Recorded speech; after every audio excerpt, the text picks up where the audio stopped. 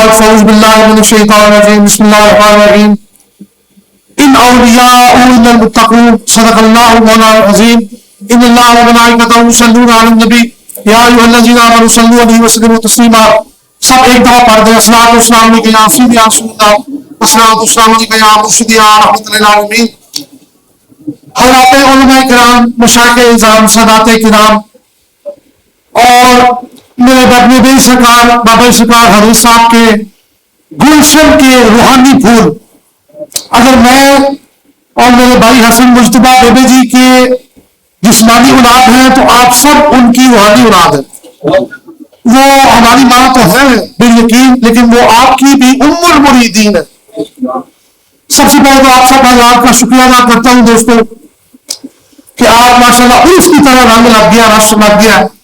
حالانکہ اتنے لوگوں کو دعوت بھی نہیں دی تھی، لیکن آج چونکہ پہلا آپ کا ختم پاک ہے اور اسے مبارک ہے، تو سب کا بہت شکریہ سب کی آمد کا. چونکہ بڑی گیلری ہے، بات میں نے غوث پاک سے شروع کرنی ہے اور ختم بیبے جی پہ کرنی. دوستوں حضور شاہ بابے نامکانی قندیل نورانی حقل ربانی غوث سمدانی حضرت شاہ عبد القادر جیلانی، اللہ رب العزت نے آپ کو بہت بڑا روحانی، علمی، دنیاوی، ذہنی اور باطنی مقام عطا فرمایا تھا. آپ سرکار کو اللہ رب العزت نے جو کمالات عطا کیے، قسم لے لیں ان کمالات کا عکس اور ظہور حضرت صاحب کی وجود میں بھی نظر آتا ہے، بابا سرکار کے وجود میں بھی نظر آتا ہے اور بیبے جی پاک کے فیض میں بھی نظر آتا ہے. حضور غوث پاک کا ایک بہت بڑا اعلان ہے، آپ نے فرمایا اور یہ لکھا ہوا میں نے پڑھا تو بڑی میرے دل کو سرور ہوا. آپ فرماتے ہیں کہ تقدیر کی ایک قسم ہے جسے کہتے ہیں تقدیر مبرم، وہ کوئی نہیں بدل سکتا، نہیں بدلی جا سکتی، لیکن عبد القادر کو یہ شان اللہ نے عطا کی ہے کہ میں وہ تقدیر مبرم بھی بدل دیتا ہوں. اچھا میں ایک سوال ہے بیٹھے ہیں، تقدیر ہے کیا؟ تقدیر کسے کہتے ہیں؟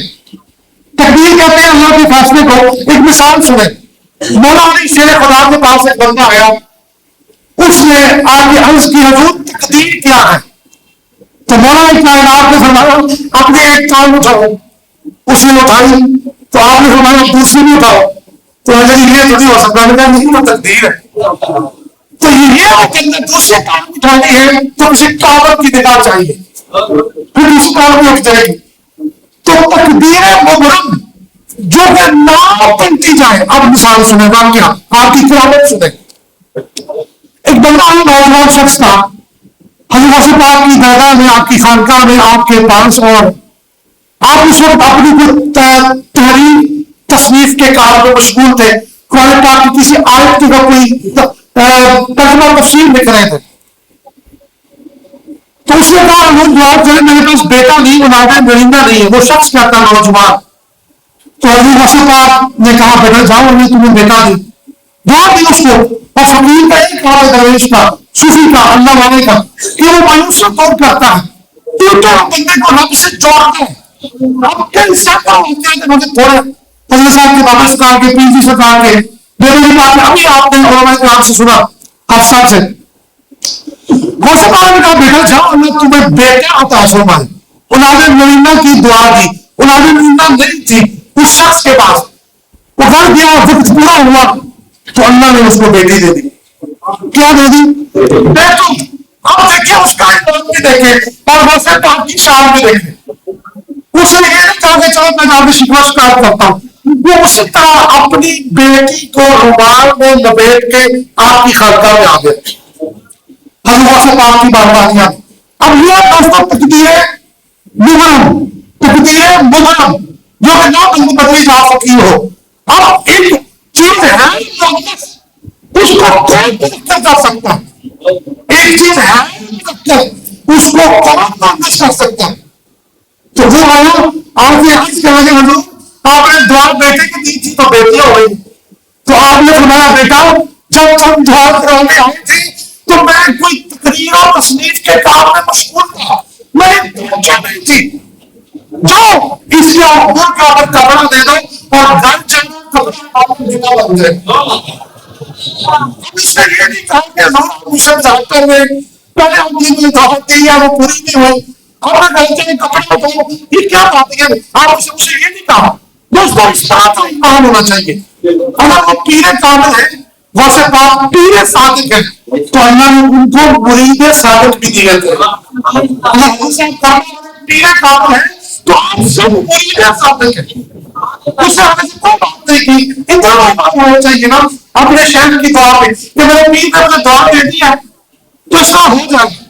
और दोस्तों नब्बे फीसद दुआएं आपके यकीन के साथ, आपके ईमान के साथ, दोनों के ईमान के साथ कबूल होती है।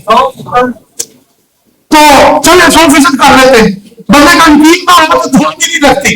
तो उसने अपनी उस बेटी को, मुअन्नस को उठाया, कपड़े में लपेटा, घर गया। वो खुदा की कसम है, जो वाक्य में जब भी पढ़ता हूं मेरा रोंगटे खड़े होते हैं। उसने कपड़ा उठाया तो वो मुअन्नस मुज़क्कर बन चुकी थी। तो ये हजूर से बात का कमाल है। क्या फरमाते हैं कि मैं तकदीर मुबरम भी बदल देता हूं। मेरा एक वाक्य बड़ा मशहूर, अब देखिए उनका फैज नक्शबंदी में भी है, चिश्ती में भी है, कादरी में तो है ही है, शाहजादी में भी है। आप में से कौन सा ऐसा शख्स है जिसने नक्शबंदियों के इमाम हजरत मुजद्दिद अलसानी का नाम नहीं सुना? वो हमारे नक्शबंदियों सिलसिले के इमाम, हिंदुस्तान में नक्शबंदी सिलसिले के दूसरे बानी कहते, पहले ना सही, तो बहुत बड़े आपका मुकाम है। तो आप सरकार का ये वाक्य मैंने पढ़ा है कि आपके तो बेटे थे तो उनको एक मौलवी साहब लाहौर से पढ़ाने आते थे। सरहद शरीफ आप में से कोई डेली गया हो तो आपको इल्म होगा कि सरहद भी पंजाब का एक हिस्सा बड़ा हम शहर है। 2012 में और 5 में मैं भी जियारत करने गया हूँ सरहद शरीफ। तो एक मौलवी साहब आते थे आपके दोनों बेटों को पढ़ाने। किसके बेटे? मुजद्दिद अलसानी, शेख मोहम्मद फरूकी सरहदी। तो कुरान हदीस तफसीर पढ़ाते थे वो मौलवी साहब का मुन्ना तैयब होरी लाहौर के रहने वाले थे।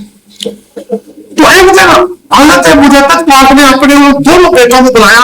एक की उम्र 13 साल थी, एक की 16 साल, 15.5 साल। फरमाया बेटा ये तुम्हें मौलवी साहब पढ़ाने आते हैं, ये हैं तो बड़े अच्छे, लेकिन मैंने आलम वाह में देखा है उनके माथे पे जंगली लिखा हुआ। ये तो चौधरी है, दोनों भी जाएंगे। तो दोस्तों अब उन्होंने बच्चों से बात हो गया, अगले दिन मौलवी साहब हमें पढ़ाने। तो उन्होंने कहा कि हमारे अपने जी को कहते हैं कि आप जंगली है, मैंने आलम वाह में देखा आपके माथे पे लिखा। अब वो मौजूदा सदी का मौलवी दज्जाली होता तो वो हमसे बोला कि मैं कैसे जंगली हो सकता हूँ, मैं तो कुरान पढ़ता हूँ, हदीस पढ़ता हूँ। तो हमारे साहब कहते हैं बला बला बला, लेकिन वो बंदा साहिब इखलास था, साहिब ईमान था। तो उसने जाके हजरत मुजद्दिद अलसानी उनकी कदमों में सामने रखा और कहा हुजूर अगर मैं जंगली हूं तो मुझे जंगती भी तो आपने करता है। तो मैं आपके बच्चों को पढ़ाता हूँ, मैं बाजी करें, आप बच्चों को पढ़ाने की तनख्वाह समझ के मुझे चौका कर दें। तो मुजद्दिद अलसानी इमाम रब्बानी वो देखे, वो कहते हैं मैंने उसी रात तहज्जुद के वक्त अल्लाह रब्बुल इज्जत की बारगाह में अर्ज की, या अल्लाह मेरे बच्चों को पढ़ाते हैं, इसका चंदनी आया जल्दी करते हैं।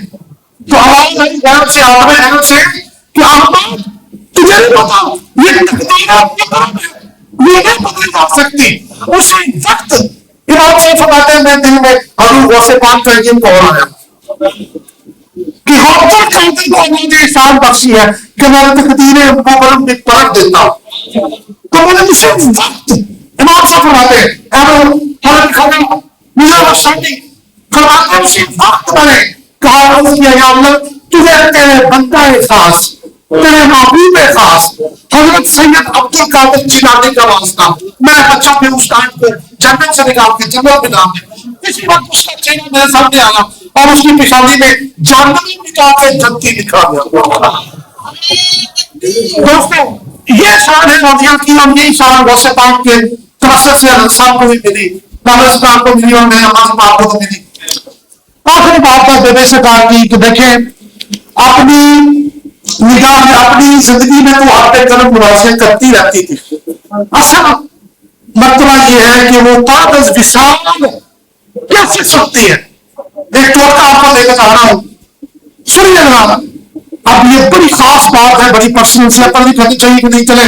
उनकी निगाह देखे कि जिस रात हम मुस्तल्फे की रात में थे, और मुस्तल्फे की रात दोस्तों ध्यान में रखें बहुत अजीम रात होती है, बहुत बड़ी रात होती है। उस रात अल्लाह कहते हैं मैं हकूकुल इबाद भी माफ कर देता हूँ, जिसकी वाली रात। और जिस रात यौम अरफा की रात होती है, आज नौ की नमाज़, उस रात अल्लाह कहते हैं मैं हकूकुल्लाह भी माफ कर देता हूँ। फिर अगली रात तो उस रात साहब की खानदान में से जो कि मैं उनकी मैयत में था, एक खातून को मैंने से खान में मिली, उसने देखा कि हाथी हाथ कर रहे हैं, मुजदलफे का मंजर है, अरफात और मुजदलफे का मैदान है। तो मैंने से कहा नकाब की हालत में, पर्दे की हालत में वहां पे तशरीफ फरमा है।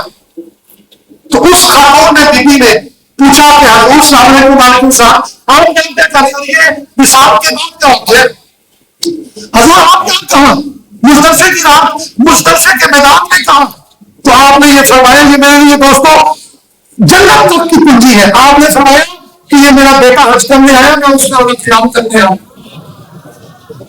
और फिर दोस्तों मैं अपने आपको वाकया सुनाता हूं, किसी का नहीं सुनाया, और ये टोटका भी आप सुन लें कि लंदन से मैं आया वापस और उम्रा किया, तो जद्दा से फ्लाइट थी मेरी लाहौर, तो मेरा सामान का मसला बन गया, सामान का। और पीछे से मैं लंदन से वो सामान का मसला हल करना क्या है, लेकिन यहाँ उन्होंने मसला बना दिया, लंबा बन गया। तो मैं कोने में चला गया वहां जद्दा एयरपोर्ट पे। इसी साल का वाकया जनवरी का, हजूर मेरे सरकार के विसाल के बाद था। तो मैंने एक दफा अलहम शरीफ पढ़ा, आप ही के तौर का नोट कर रहे, एक दफा क्या पढ़ा अलहम शरीफ, 3 दफा फुल शरीफ और 3 दफा अवल आखिर दूसरे पाक पढ़ के फिर साहब कराम और बसे पाक। उसके बाद मेरे सरकार की रूह को इशारा करके अर्ज किया, हजूर जब तक आप बजाय अल्लाह की उस वक्त तक आपका सर आपका तस्वीर हमारे सामने था। तो हजूर आप ये ना होकर मुझे महसूस हो कि आप दुनिया से चली गई है तो करम भी नाबूद हो गया, आप दुनिया से इंतहा काम चली गई है तो करम भी नाबूद हो गया। ना अभी मैं ये बात कर ही रहा था तो पीछे से अफसर में बात मारी कि आपका सलाम कब अफसर हो गया आप जाएंगे।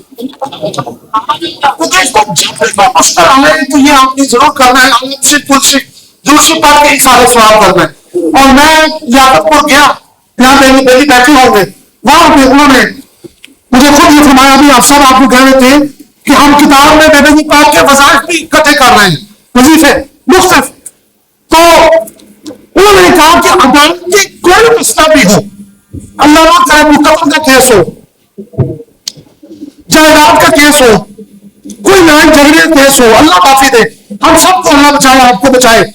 तो बेबी सरकार का ये सुनने तौर का आप सुनती थी, उनको भी फरमाया, उससे आगे मुझे बताया और मुझे भी इजाजत दी कि 313 मरतबा कुरान शरीफ पढ़ना, कुरान बिस्मिल्लाह वो पढ़ के उसको पढ़े हजूर नबी पाक की बारगाह में हदिया करना, फिर गौसे पाक की बारगाह में फिर साहब और सारे औलिया कराम। तो इसाले सवाल करके दुआ करनी है, सब खैर हो गई। तो दोस्तों उनके जो वजीफे आपको बताया करती थी, मुझे वो जरूर पढ़ा करें, उनका आज तक का बताया हुआ वजीफा मगर के बाद भी पढ़ता हूँ, जुमे फजर के बाद भी पढ़ता हूँ। तो इसलिए उनकी बताई हुई वसीयतें नसीहतों को आप सब हजरात जो है वो ऐसी पूरा करें जैसे उनकी जिंदगी किया करते थे। पैगाम आखिर में बस यही है कि वो जाति अभी भी यही कह गई कि कट्ठे रहना है और मेरे आस्थाने की रौनक को नहीं बढ़ाना, नहीं काम करना। नाराज सी बात, नाराज को जरूर के चले जाओ तो बड़ा आसान है सब दोस्तों। काम ये है कि उनके लगाए हुए बूटे को, उनके चलाए हुए सिलसिला को आपने हम सब ने जो है जारी रखना है। जैसे अभी शाह साहब फरमा रहे थे, बड़े हजरत साहब ने खिलाफत दी अपनी ज़ौजा मोहतरमा को, बाबा सरकार की मानता को भी और शीरा अपनी बेटी को भी, बाबा जी की शीरा भी। इसी तरह दोस्तों बाबा जी की सारी खिलाफतें बेबे जी पाक को थी और बेबे जी सरकार ने मुझे और मेरे छोटे भाई सैयद हसन मुश्किल शाह साहब गिलानी जेल से ज्यादा आस्थाना आलिया करना वाला, उन दोनों को बैत भी किया اور خلافت بھی دی، اور یہ سب تھا سن 2002۔ اور دیکھیں وہ مبارک دن حسن بھائی کی سالگرہ، مجھے آج بھی دن یاد ہے، ان کی سالگرہ ہوتی ہے 11 اگست کو، تو 11 اگست کا وہ دن تھا، اور سن تھا 2002 ہفتے میں بیعت بھی فرمایا اور خلافت بھی دی اور دستار بندی سن 2010 میں بابا جی سرکار کے سالانہ عرس مبارک کا دن۔ آپ سب بچو آنکھیں کی گوڑ کے سامنے آپ نے یہ فرمائی، تو یہ وہ سلسلہ ہے جو آپ کا ساری ہے بابا جی سرکار کے پاک چشمے سے اور بابا جی سرکار کے السام کے چشمے سے، یہ ساری جاری رہے گا۔ اور مجھے اللہ پاک نے ایک اور فضیلت یہ عطا فرمائی کہ دوسری خلافت مجھے میرے والد صاحب نے سلسلہ چشتیہ کی اپنے باپ دادا کی عنایت فرمائی، اور پچھلے سال عرس میں کابل والے عرس میں جو کہ اس سال میں 23 اکتوبر کو ہے، اور دیکھیں 23 اکتوبر وہ تاریخ ہے جس تاریخ کو ایگزیکٹ اسی دن بابا جی پاک کا پچھلے سال انتظار ہوا، اور تقسیم میں 23 کو ہوئی، تو پچھلے سال آپ کے نصاب سے پہلے انہوں نے خلافت بھی عطا فرما دی اور سجاد کی بھی بات کی عطا فرما دی۔ تو آپ سب آج میرے لیے میرے چھوٹے بھائی کے لیے اور دعا بھی کریں، اور خاص طور پہ ہمارے پہلوان اور ہمارے مخدوم اور اس آستانے کی آگے آگے کرنے والے، اس قوم کو پانی دینے والے، اور نبی پاک کی ہر ذمہ داری کو اپنے کندھوں پر سجا کے باہر پورا کرنے والے، اور مجھ سے زیادہ تعلیم دینے والے، میں تو وہاں پہ تعلیم ہوں کتنا مسجد مدد میں، تو مجھ سے زیادہ تعلیم دینے والے میرے باپ جیسے میرے خانے محتشم علامہ قبلہ پیٹی سید شوکت شاہ صاحب گیلانی، ان کے لیے دعا کیا کریں کہ اللہ ان کو مزید سے تندرستی، زندگی، ہمت اور ذمہ داری پورا کرنے کا مزید شوق عطا فرمائے تاکہ آپ سب کی دعا میں خدمتیں ہو سکے۔ اللہ کی دعا کریں ویسے پاک کی نگاہ اس پہ آنے پہ رہے، ویسے پاک کی نگاہ اس پہ آنے پہ رہے، بابا جی پاک کا چلانے میں ہر سلسلہ چلتا رہے، بابا جی پاک کا نگاہ ہر فکر ان کے شرط سے گرم کا اپنا دل دیتا رہے۔ اس وقت یہ نقطہ سمجھا بابا جی نے کبھی ساری زندگی جاری گزار کی، آپ کبھی عمر میں ہوتی پیچھے جا کے آنے تھی تو پیچھے حاجی انعام اللہ سے ہمارے بیٹھے ہیں، ان کی والدہ کی ڈیوٹی لگاتی، اور کبھی جب ان کی دادی زندہ تھی میرے پیارے انعام اللہ کی نور اللہ کی حاجی اللہ صاحب کی والدہ، ان کی دادی علی صاحب کی والدہ فتح اللہ صاحب کی والدہ جب زندہ تو ان کو کہتی کہ حاجی جی آپ نے میرے پیچھے جاری کر دی، کبھی بات ہوتی ہے ہسپتال میں، پیچھے سال آپ نے خود دیکھا کہ جب ہاسپٹل میں کافی دن گزرے تو دوستوں پیچھے سے آپ نے ذمہ داری دی کہ نہیں یار بھی قضا نہیں کرنی، تو دوستوں میں جو بندہ ساری زندگی غوث پاک کو یاد رکھے تو یہ ہو سکتا ہے غوث پاک اس کو بھول جائے، یہ ہو سکتا ہے غوث پاک اس کو چھوڑ دے، تو پھر غوث پاک نے بے بی کو اپنے ساتھ ہی بنا لیا، اور بڑی گندگی بھی ہے اور ان کا عرض بھی ہے، تو ہر سال اس طرح ہوتا رہے گا۔ تھوڑا سا انتظامات میں بھی اگر کمی کوتاہی ہے بھی اور باقی دیجیے اگلے سال اگر ہم حالات میں جائیں گے اس سے بڑا کچھ کر لیں گے، مردوں کا ویسے بڑے اس دو ہفتے ہیں 8 9 10 جون کا، لیکن یہ بھی بڑا کچھ کر لیں گے، اور پیر صاحب کے بچے سے بات میں یہ کہتا ہوں کہ جو غوث کو نہیں بولتا پھر غوث کیسے اس کو بولتا ہے۔ اب ساری زندگی غوث پاک کی بڑی گیان والے دن میرے بیٹے جی کا ذکر خیر ہوتا ہے، تو اللہ تعالیٰ میری معذرات کو قبول فرمائے، آپ سب حالات کو آباد رکھے، آپ بیٹے جی پاک کی روحانی اولاد ہیں اور ہم جسمانی اولاد ہیں، تو کوئی ایسا ہو سکتا ہے کہ پاک کے بہت بڑھانے سے منہ پھینک لے، کوئی نہ منہ پھینکے، غلطیاں ہم سے ہو جاتی ہیں بشر ہیں، لیکن غلطی کا سب سے بڑا حل یہ ہے کہ ناراض ہو کے شکوہ کر کے دل سے مراد لے، اللہ کی خیر مدد فرمائے۔